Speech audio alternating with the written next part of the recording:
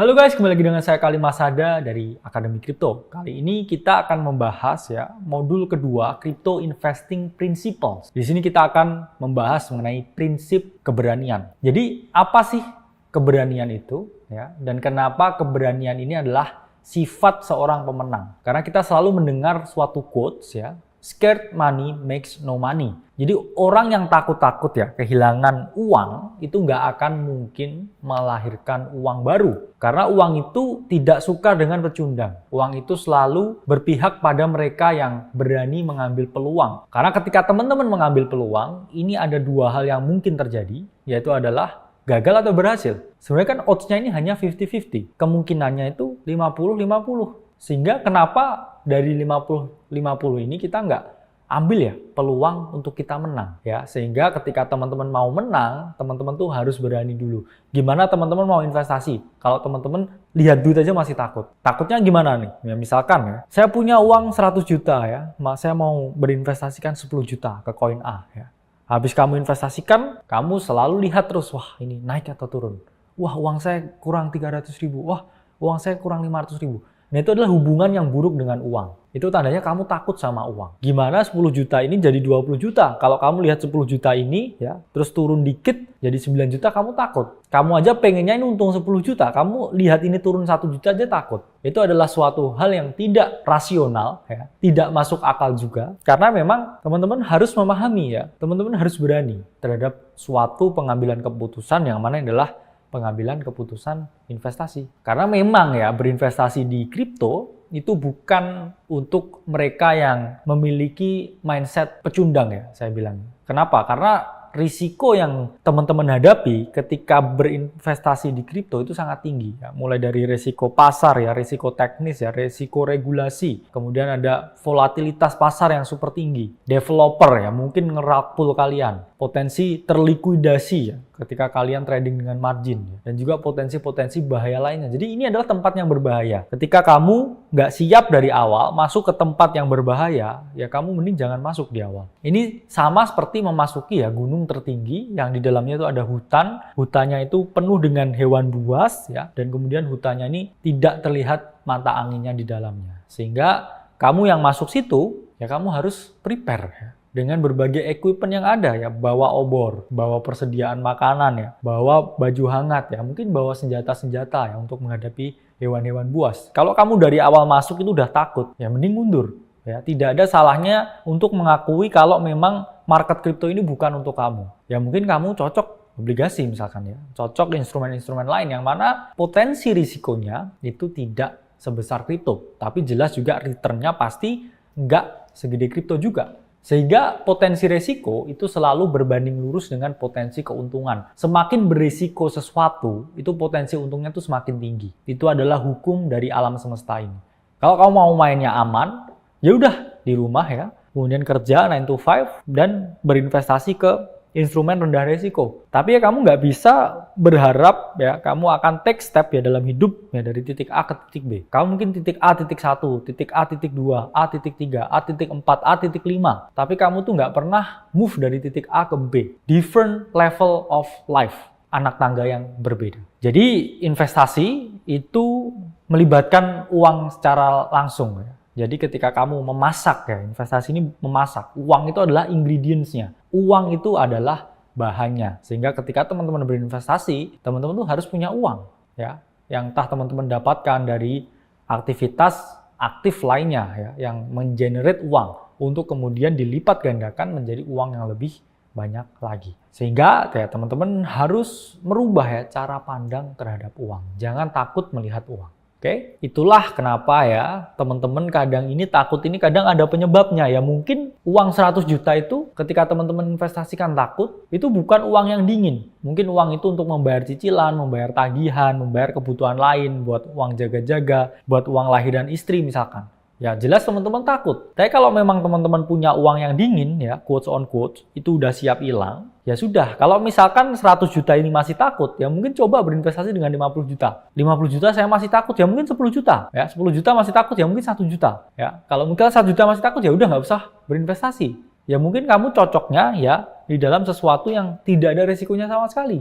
Sehingga kamu harus tahu field yang kamu hadapi. medannya ini seperti apa? Ya, medannya ini adalah mengendalikan emosi manusia. Yang mana emosi manusia itu ada dua, fear dan juga greed. Ya, rasa takut ya dan juga rasa serakah. Hanya ada dua emosi manusia di dalam market. Kadang kamu takut ya lihat asetmu turun. Tapi kalau asetmu naik kamu serakah, ini bisa naik lebih tinggi lagi. Saya nggak mau cash out. Hanya dua emosi di dalam manusia. Ya mungkin dicek lagi. Ya seperti yang saya bilang kan, kalau uang dinginnya ini masih takut ya dikurangin porsinya. Oke, ya ini contoh alokasi money management ya. Jadi teman-teman ini tahu ya risikonya berapa. Misalkan sama 100 juta uangnya. Kalau teman-teman mau merisikokan 1% ketika berinvestasi, ya udah risikokan 1 juta. Tapi kalau misalkan teman-teman ini mau merisikokan lebih tinggi 10%, ya berarti risikonya di 10 juta. Tapi ketika kamu merisikokan 1 juta, ya ini naik 10 kali lipat, kamu hanya dapat 10 juta. Kalau opsi kedua, kamu merisikokan 10 juta, ya naik 10 kali lipat, kamu dapat 100 juta. Selalu lebih besar ketika kamu mengambil risiko yang lebih tinggi. Itu adalah hukum alam. Tapi ya, satu wejangan yang kita berikan, kamu boleh berani. Ya, kamu digen ya, saya degenerate. Saya nggak punya tanggungan apapun ya. Saya kelikuidasi pun saya masih tidur di rumah mama saya. Yaitu, kamu tetap harus ya, nggak boleh meresikokan 100% uang yang kamu miliki. Karena itu membuat suatu habit. Mungkin kamu sekarang masih nge-manage 100 juta. Ketika kamu memanage 100 miliar, habit ini akan sama. Sehingga teman-teman meskipun berani, tetap harus punya batasan. Nggak ada saya fund manager di seluruh dunia ini yang risikokan 100% terus-menerus di setiap trade, di setiap investasi. Kalau gitu mungkin di tahun kedua ya dia udah gulung tikar ya, kemudian diancam oleh para investornya karena uangnya hilang. Mereka itu selalu punya rules, sehingga kamu ketika mengelola uangmu sendiri, ya udah kamu harus siap dengan segala risikonya, tapi tidak pernah all in 100% terhadap sesuatu. Setinggi apapun conviction. Oke? Karena ketika itu benar ya itu jackpot. Kamu pensiun, tapi itu ketika salah itu hilang semua. Dan kamu udah kehilangan lagi ya uang untuk bertahan di market. Karena lebih baik play the long game ya, play the safe game, karena memang merisikokan seluruh aset ya dalam satu instrumen aja, dalam satu jenis koin ya, kecuali Bitcoin ya misalkan.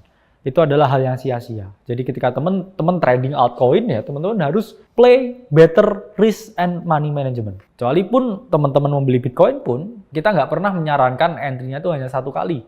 DCA ya, mean reversion, dan selalu cicil-cicil untuk mendapatkan entry yang paling baik ketika teman-teman mau hanya berinvestasi ke satu koin, yaitu adalah Bitcoin. Jangan tiba-tiba ada koin satu ya, Tenet ya, atau Trias gitu, teman-teman 100% di situ itu nggak manusiawi ya. Sama juga teman-teman yang all in 100%, ada wildcard, ada seal disikat 100%, itu adalah penjudi. Oke? Itu adalah penjudi. Dan tidak ada yang penjudi yang selalu menang di market berulang-ulang. Karena apa ya? Harga ketidaktahuan itu sangatlah mahal sehingga teman-teman harus berinvestasi pada pendidikan. Karena saya ada di titik ini ya bisa memberikan insight ke teman-teman. Saya itu melewati banyak perjalanan yang sangat mahal. Yang mana kalian lebih baik membayar untuk suatu perjalanan ya, yang mana teman-teman tidak perlu nanti gagal ya, karena ada yang membimbing. Karena teman-teman membeli waktu. Mungkin teman-teman merasa, oh saya nggak perlu ya membayar untuk edukasi. Saya nanti biar gagal sendiri. Kenapa nggak daripada gagal duluan ya teman-teman berinvestasi ke pendidikan supaya nanti teman-teman nggak gagal, supaya uangnya ini bisa langsung grow ya, daripada nunggu 2-3 tahun buat belajar sendiri. Kenapa nggak dibelajarin orang lain ya 2-3 bulan bisa, kan kalian menghemat ya 10 kali waktu, dan waktu itu adalah variabel yang paling mahal, apalagi di kripto. Cycle kripto itu sedikit loh ya, kita nggak akan bull market terus menerus ya, ada hukum the law of diminishing return ya ketika kita ngomongin cycle-nya kripto. Semakin lama cycle itu semakin mengecil. Kadang dulu kamu 10x portonya, sekarang cuma 5x, nanti cuma 2x, nanti mungkin nggak bisa grow dengan signifikan. Ya, itu adalah hukum di market. Karena outlier event itu tidak terjadi berkali-kali. Sehingga ada bedanya orang yang berani dan nekat. Orang berani itu sudah mengukur risiko, baru dia mengambil keputusan. Tapi orang nekat itu tidak mempedulikan risiko dan melakukan sesuatu. Contohnya orang yang berani itu adalah pembalap MotoGP. Udah latihan bertahun-tahun, balapan 200 km dengan puluhan pembalap lainnya di satu sirkuit, itu berani. Apakah dia bisa mati? Bisa. Tapi dia sudah menimbang risikonya ya, sudah mengurangi ya berbagai potensi-potensi yang terjadi dengan latihan ya, dan juga trial dan error selama bertahun-tahun. Tapi kalau nekat, orang yang balap liar di jalan itu nekat. Dia nggak punya expertise ya, tapi dia asal memenuhi ya nafsunya untuk melakukan sesuatu. Itu adalah hal yang nekat. Itu adalah hal yang sangat bodoh. Contoh ya, pembalap MotoGP ya, sama pembalap liar ya. MotoGP itu udah berani karena latihan puluhan tahun ya, tapi orang nekat ya, sok-sokan nggak pakai helm, ya nggak mikir-mikir resiko ya, motornya yang bannya sekecil ini, terus kemudian racing di jalan, ya, pasti mati ya. Kalau orang MotoGP mungkin jatuh masih nggak mati ya, karena resikonya diukur. Tapi orang-orang yang nekat ya, ini cenderung tidak mengukur risiko. Ya, sesuai dengan omongan Napoleon Hill ya, uang tanpa otak ya ini cenderung sangat berbahaya. Karena dunia ini hancur ya, bukan karena banyaknya orang miskin ya, tapi karena banyaknya orang yang dipegangin uang ya, tapi tidak memiliki otak. Jadi berani dalam investasi ya, itu cenderung kita harus tetap bertanggung jawab, harus tetap moderate ya. Jangan jadi ya degenerate yang pingin menjadikan kripto tempat kaya instan. Mending cari pesugihan. Karena di sini bukan tempat untuk kaya instan, tapi untuk belajar berkembang dan mengembangkan uangmu secara eksponensial melalui skill setmu yang terus meningkat. Sehingga kamu harus memiliki skill set khusus, skill set tertentu yang dibutuhkan untuk kamu bisa kaya dalam long term. Sehingga investasi harus tetap diukur. Maka dari itu, hati-hati di jalan. Saya Khalid Masada dari Akademi Kripto. Sampai berjumpa di video selanjutnya.